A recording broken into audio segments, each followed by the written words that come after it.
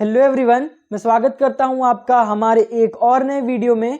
तो आज की इस वीडियो में हम लोग बात करेंगे इंडियन पिनल कोड के सबसे इंपॉर्टेंट चैप्टर यानी कि chapter 4 of Indian penal code, जो कि बात करता है जनरल डिफेंसेस और एक्सेप्शंस की।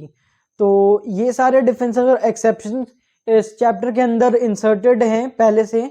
तो अब बात कर लेते हैं कि ये डिफेंसेस होते क्या हैं। तो अगर कोई अक्यूज्ड कोई क्राइम करता है, दैट मीन्स अगर कोई वो इलीगल एक्ट या इलीगल ओमिशन करता है, तो कोर्ट उसे एक मौका देता है अपना इनोसेंस प्रूव करने का। अगर वो अपना इनोसेंस प्रूव कर देता है तो वो गिल्टी नहीं माना जाता है। तो ये आते हैं सेक्शन 76 से 106 के बीच में। इन्हीं डिफेंसेस का यूज करके मोस्ट ऑफ द लॉयर अपने डिफेंडेंट पार्टी को बचा लेते हैं। तो आइए बात करते हैं इसके बारे में एक एक करके। तो जो हमारा पहला डिफेंस है वो डिफेंस ऑफ मिस्टेक का है, जो सेक्शन 76 एंड 79 के अंदर डिनोट किया गया है, जो बात करता है mistake of fact can be excusable. इसका लैटिन मैक्सिम है इग्नोरेंशिया फैक्टी एक्सक्यूजेट। मतलब अगर कोई मिस्टेक ऑफ फैक्ट है तो उसको एक्सक्यूज करा जा सकता है। इसका एग्जाम्पल हो जाएगा, अगर आप एक सर्टिफाइड हंटर हो, आप किसी जंगल में आपको लगा कि सामने की तरफ झाड़ियों के पीछे कोई जानवर है, आपने शूट किया मगर वहां पे कोई इंसान निकला, तो यहाँ पे आपको एक्सक्यूज मिल जाएगा इस सेक्शन का। और ये इसी तरफ इसकी बात कर लेते हैं मिस्टेक ऑफ लॉ की, जो जिसका लैटिन मैक्सिम है इग्नोरेंशिया जूरिस नॉन एक्सक्यूजेट। मतलब अगर मिस्टेक ऑफ लॉ है तो उसको एक्सक्यूज नहीं किया जा सकता। I can give you example for that कि अगर आप किसी ऐसी कंट्री में जाते हो जहाँ पे इतना सारा गोल्ड ले जाना अलाउड नहीं है, आपको एयरपोर्ट पे वो टीम पकड़ लेती है सिक्योरिटी वाली कि आप 10 kg गोल्ड इस कंट्री के अंदर नहीं ले जा सकते, तो आप वहाँ पे ये नहीं बोल सकते कि हमें इस लॉ के बारे में पता नहीं था या हम अवेयर नहीं थे।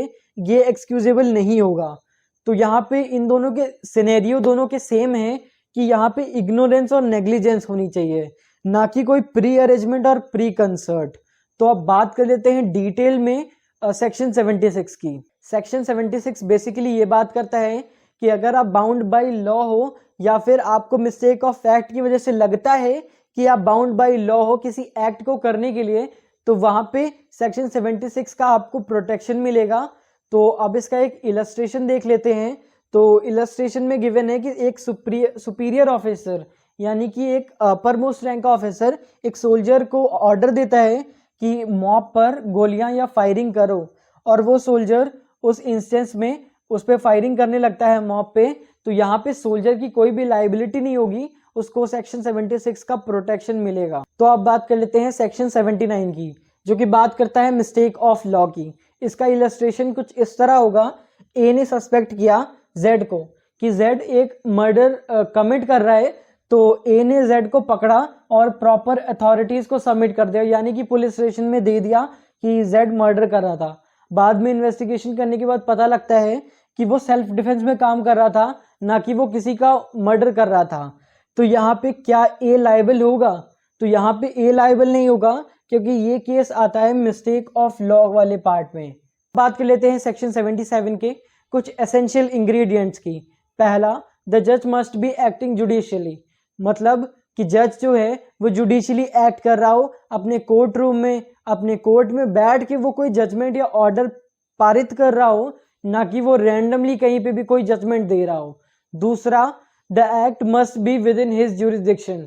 मतलब अगर कोई मजिस्ट्रेट लेवल का केस है, अगर कोई उसे सेशन जज सुन रहा है तो वो उसकी ज्यूरिसडिक्शन के बाहर का है।